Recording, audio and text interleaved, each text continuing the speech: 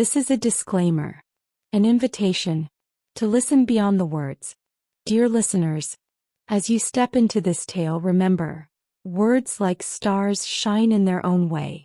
A name may sound different, a rhythm may shift, but these are not flaws, only the breath of a story made alive. Embrace the creases in the map, the quirks in the voice, the imperfect magic of storytelling. Listen with an open heart and the journey will remain unchanged. Subscribe for future content updates and new stories. The Case of the Caretaker. A short story of Miss Marple by Agatha Christie. "Well," demanded Dr. Haydock of his patient, "and how goes it today?" Miss Marple smiled at him wanly from pillows. "I suppose really that I'm better," she admitted, "but I feel so terribly depressed. I can't help feeling how much better it would have been if I had died. After all, I'm an old woman. Nobody wants me or cares about me." Dr. Haydock interrupted with his usual brusqueness. Yes, typical afterreaction of this type of flu. What you need is something to take you out of yourself. A mental tonic." Miss Marple sighed and shook her head. "And what's more," continued Dr. Haydock, "I've brought my medicine with me." He tossed a long envelope onto the bed. "Just the thing for you. The kind of puzzle that is right up your street." "A puzzle?" Miss Marple looked interested. "Literary effort of mine," said the doctor, blushing a little. "Tried to make a regular story of it. He said, she said, the girl thought, etc. Facts of the story are true." "But why a puzzle?" asked Miss Marple. Dr. Haydock grinned. "Because the interpretation is up to you. I want to see if you're as clever as you always make out." With that Parthian shot he departed. Miss Marple picked up the manuscript and began to read. "And where is the bride?"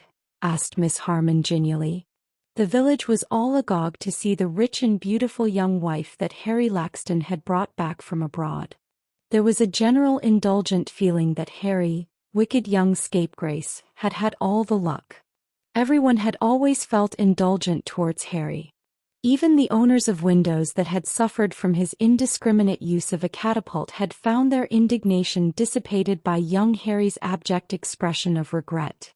He had broken windows, robbed orchards, poached rabbits, and later had run into debt, got entangled with the local tobacconist's daughter, been disentangled and sent off to Africa. And the village, as represented by various aging spinsters, had murmured indulgently, "Ah well, wild oats. He'll settle down." And now, sure enough, the prodigal had returned, not in affliction but in triumph. Harry Laxton had made good, as the saying goes. He had pulled himself together, worked hard, and had finally met and successfully wooed a young Anglo-French girl who was the possessor of a considerable fortune. Harry might have lived in London or purchased an estate in some fashionable hunting county, but he preferred to come back to the part of the world that was home to him. And there, in the most romantic way, he purchased the derelict estate in the Dower House of which he had passed his childhood. Kingsdean House had been unoccupied for nearly 70 years. It had gradually fallen into decay and abandon. An elderly caretaker and his wife lived in the one habitable corner of it.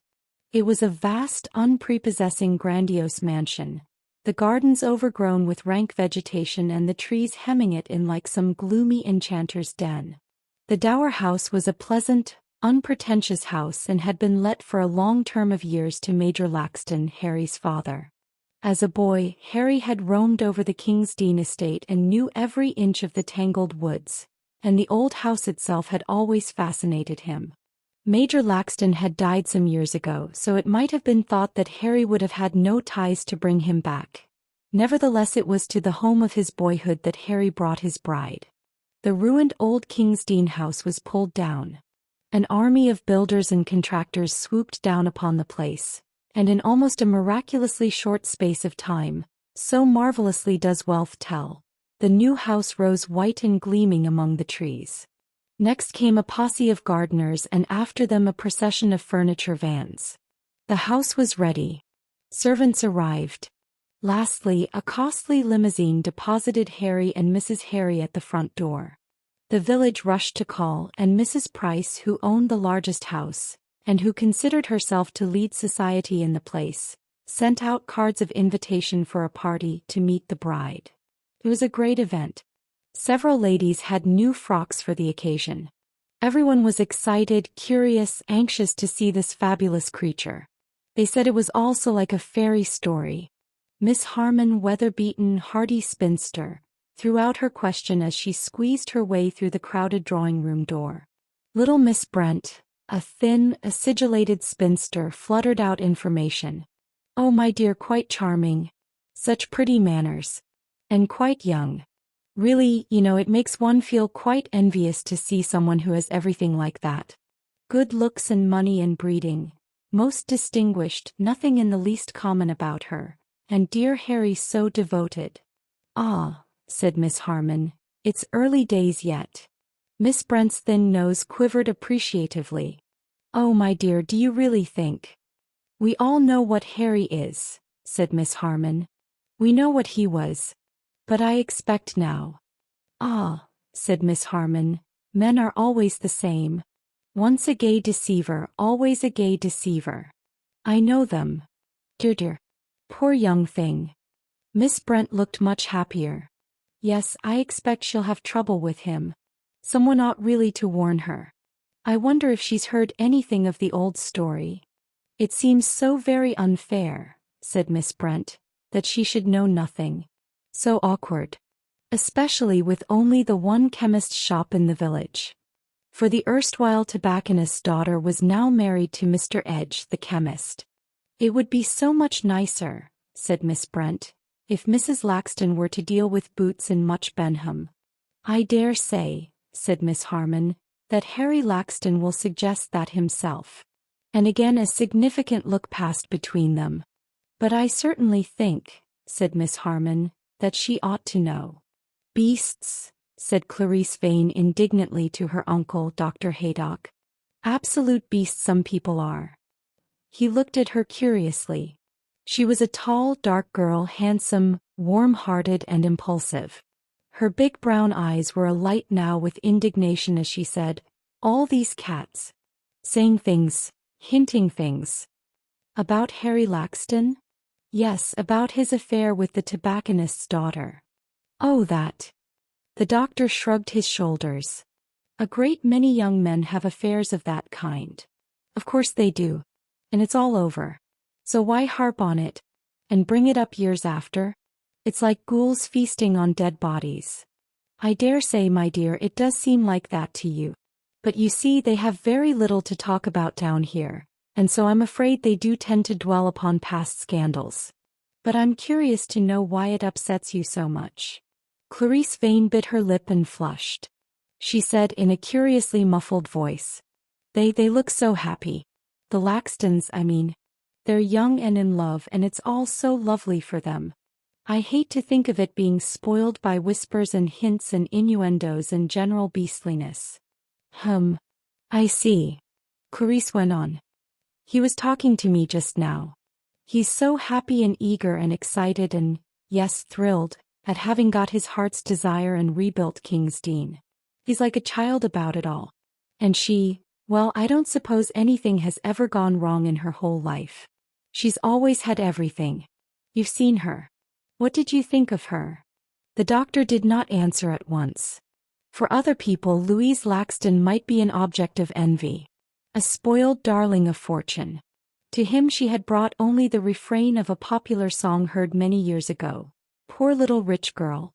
A small, delicate figure, with flaxen hair curled rather stiffly round her face and big, wistful blue eyes.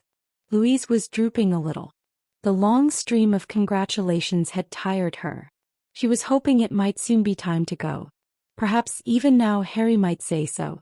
She looked at him sideways. So tall and broad-shouldered with his eager pleasure in this horrible dull party. Poor little rich girl. Oof. It was a sigh of relief. Harry turned to look at his wife amusedly. They were driving away from the party. She said, "Darling, what a frightful party." Harry laughed. "Yes, pretty terrible. Never mind, my sweet. It had to be done, you know." All these old pussies knew me when I lived here as a boy. They'd have been terribly disappointed not to have got a look at you close up." Louise made a grimace. She said, "Shall we have to see a lot of them?" "What? Oh no. They'll come and make ceremonious calls with card cases. And you'll return the calls and then you needn't bother anymore. You can have your own friends down or whatever you like." Louise said after a minute or two, "Isn't there anyone amusing living down here?" "Oh yes. There's the county, you know. Though you may find them a bit dull too. Mostly interested in bulbs and dogs and horses." "You're right, of course. You'll enjoy that. There's a horse over at Eglinton I'd like you to see. A beautiful animal, perfectly trained, no vice in him but plenty of spirit." The car slowed down to take the turn into the gates of King's Dean. Harry wrenched the wheel and swore as a grotesque figure sprang up in the middle of the road, and he only just managed to avoid it. It stood there, shaking a fist and shouting after them. Louise clutched his arm. "Who's that? That horrible old woman?" Harry's brow was black. "That's old Murgatroyd. She and her husband were caretakers in the old house. They were there for nearly 30 years. Why does she shake her fist at you?" Harry's face got red. She resented the house being pulled down. And she got the sack, of course. Her husband's been dead 2 years. They say she got a bit queer after he died. Is she isn't starving?" Louise's ideas were vague and somewhat melodramatic. "Riches prevented you coming into contact with reality." Harry was outraged. "Good Lord, Louise, what an idea. I pensioned her off, of course, and handsomely too. Found her a new cottage and everything." Louise asked, bewildered, "Then why does she mind?" Harry was frowning, his brows drawn together. "Oh, how should I know? Craziness. She loved the house. But it was a ruin, wasn't it?" "Of course it was, crumbling to pieces, roof leaking, more or less unsafe. All the same, I suppose it meant something to her. She'd been there a long time." "Oh, I don't know. The old devil's cracked, I think."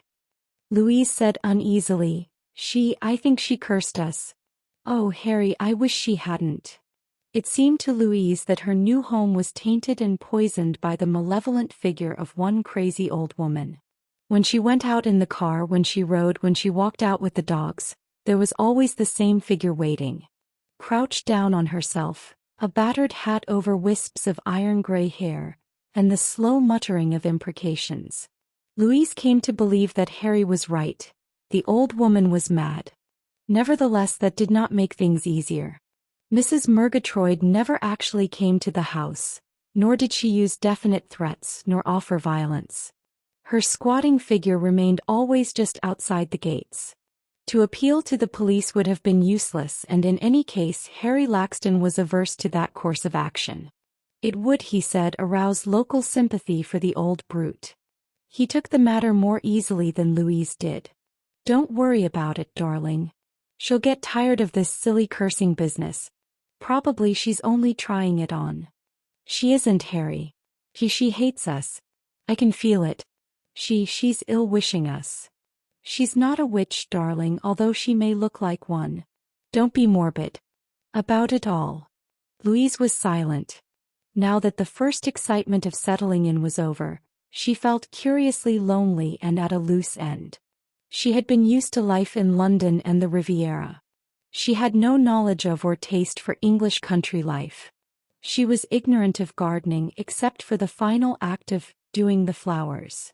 He did not really care for dogs. She was bored by such neighbors as she met.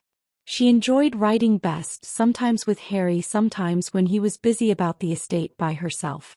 She hacked through the woods and lanes, enjoying the easy paces of the beautiful horse that Harry had bought for her. Yet even Prince Hal, most sensitive of chestnut steeds, was wont to shy and snort as he carried his mistress past the huddled figure of a malevolent old woman. One day Louise took her courage in both hands. He was out walking. She had passed Mrs. Murgatroyd, pretending not to notice her, but suddenly she swerved back and went right up to her. She said a little breathlessly, "What is it? What's the matter? What do you want?" The old woman blinked at her. She had a cunning, dark gypsy face, with wisps of iron-gray hair and bleared, suspicious eyes. Louise wondered if she drank. She spoke in a whining and yet threatening voice. "What do I want, you ask? What, indeed? That which has been took away from me. Who turned me out of King's Dean House? I'd lived there, girl and woman, for near on 40 years. It was a black deed to turn me out, and it's black bad luck it'll bring to you and him."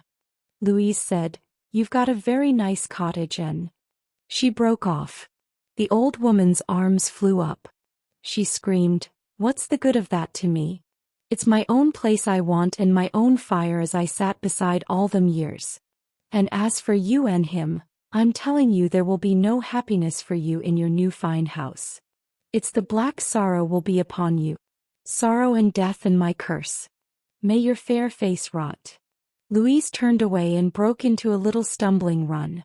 She thought, "I must get away from here. We must sell the house. We must go away." At the moment such a solution seemed easy to her. But Harry's utter incomprehension took her back. He exclaimed, "Leave here? Sell the house? Because of a crazy old woman's threats? You must be mad." "No, I'm not. But she frightens me. I know something will happen." Harry Laxton said grimly, "Leave Mrs. Murgatroyd to me.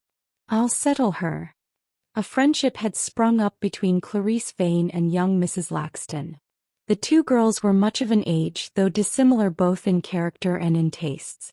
In Clarice's company, Louise found reassurance. Clarice was so self-reliant, so sure of herself. Louise mentioned the matter of Mrs. Murgatroyd and her threats, but Clarice seemed to regard the matter as more annoying than frightening. "It's so stupid, that sort of thing," she said. "And really very annoying for you. You know, Clarice, I feel quite frightened sometimes. My heart gives the most awful jumps." "Nonsense, you mustn't let a silly thing like that get you down. She'll soon tire of it." She was silent for a minute or two. Clarice said, "What's the matter?" Louise paused for a minute, then her answer came with a rush. "I hate this place. I hate being here. The woods in this house and the awful silence at night and the queer noise owls make. Oh, and the people and everything." "The people? What people?" "The people in the village. Those prying, gossiping old maids." Clarice said sharply, "What have they been saying?" "I don't know. Nothing particular. But they've got nasty minds. When you've talked to them you feel you wouldn't trust anybody, not anybody at all." Clarice said harshly, "Forget them. They've nothing to do but gossip. And most of the muck they talk they just invent." Louise said, "I wish we'd never come here. But Harry adores it so." Her voice softened. Clarice thought how she adores him. She said abruptly, "I must go now. I'll send you back in the car. Come again soon." Clarice nodded. Louise felt comforted by her new friend's visit. Harry was pleased to find her more cheerful and from then on urged her to have Clarice often to the house. Then one day he said, "Good news for you, darling." "Oh, what?" "I fixed the Murgatroyd. He's got a son in America, you know. Well, I've arranged for her to go out and join him. I'll pay her passage." "Oh, Harry, how wonderful. I believe I might get to like King's Dean after all." "Get to like it? Why, it's the most wonderful place in the world." Louise gave a little shiver. She could not rid herself of her superstitious fear so easily. If the ladies of St. Mary Mead had hoped for the pleasure of imparting information about her husband's past to the bride, this pleasure was denied them by Harry Laxton's own prompt action.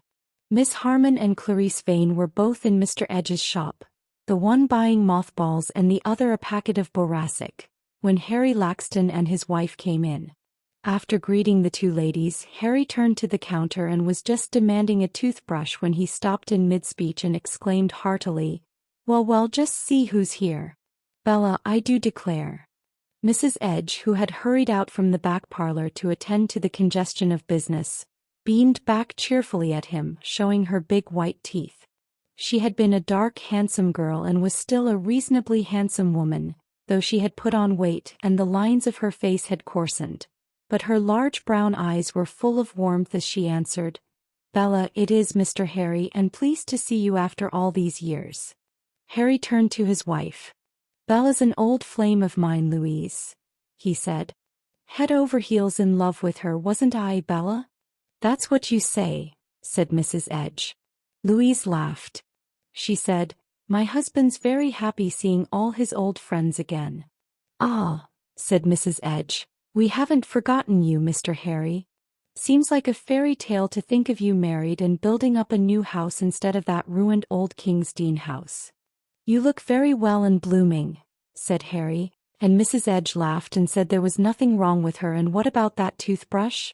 Clarice, watching the baffled look on Miss Harmon's face, said to herself exultantly, oh, well done, Harry. You've spiked their guns. Dr. Haydock said abruptly to his niece, what's all this nonsense about old Mrs. Murgatroyd hanging about King's Dean and shaking her fist and cursing the new regime? It isn't nonsense. It's quite true. It's upset Louise a good deal. Tell her she needn't worry. When the Murgatroyds were caretakers, they never stopped grumbling about the place. They only stayed because Murgatroyd drank and couldn't get another job. I'll tell her, said Clarice doubtfully, but I don't think she'll believe you. The old woman fairly screams with rage. Always used to be fond of Harry as a boy. I can't understand it. Clarice said, oh well, they'll be rid of her soon. Harry's paying her passage to America. 3 days later, Louise was thrown from her horse and killed. 2 men in a baker's van were witnesses of the accident. They saw Louise ride out of the gates, saw the old woman spring up and stand in the road waving her arms and shouting, saw the horse start, swerve, and then bolt madly down the road, flinging Louise Laxton over his head. One of them stood over the unconscious figure, not knowing what to do, while the other rushed to the house to get help. Harry Laxton came running out, his face ghastly. They took off a door of the van and carried her on it to the house. She died without regaining consciousness and before the doctor arrived. End of Dr. Haydock's manuscript. When Dr. Haydock arrived the following day, he was pleased to note that there was a pink flush in Miss Marple's cheek and decidedly more animation in her manner. Well, he said, what's the verdict? What's the problem, Dr. Haydock? Countered Miss Marple. Oh, my dear lady, do I have to tell you that? I suppose, said Miss Marple, that it's the curious conduct of the caretaker. Why did she behave in that very odd way? People do mind being turned out of their old homes. But it wasn't her home. In fact, she used to complain and grumble while she was there. Yes, it certainly looks very fishy. What became of her, by the way? Did a bunk to Liverpool. The accident scared her. Thought she'd wait there for her boat. All very convenient for somebody, said Miss Marple. Yes, I think the problem of the caretaker's conduct can be solved easily enough. Bribery, was it not? That's your solution? Well, if it wasn't natural for her to behave in that way, she must have been putting on an act, as people say, and that means that somebody paid her to do what she did. And you know who that somebody was? Oh, I think so. Money again, I'm afraid. And I've always noticed that gentlemen always tend to admire the same type. Now I'm out of my depth. No, it all hangs together. Harry Laxton admired Bella Edge, a dark, vivacious type. Your niece Clarice was the same. But the poor little wife was quite a different type, fair-haired and clinging, not his type at all. So he must have married her for her money. And murdered her for her money too. You use the word murder? Well, he sounds the right type. Attractive to women and quite unscrupulous. I suppose he wanted to keep his wife's money and marry your niece.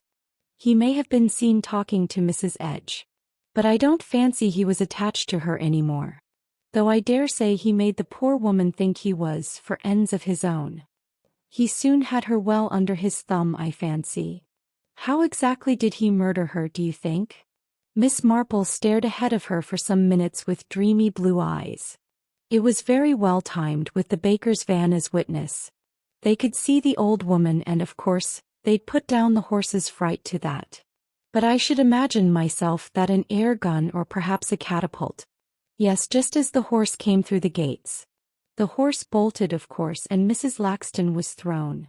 She paused, frowning. The fall might have killed her. But he couldn't be sure of that. And he seems the sort of man who would lay his plans carefully and leave nothing to chance.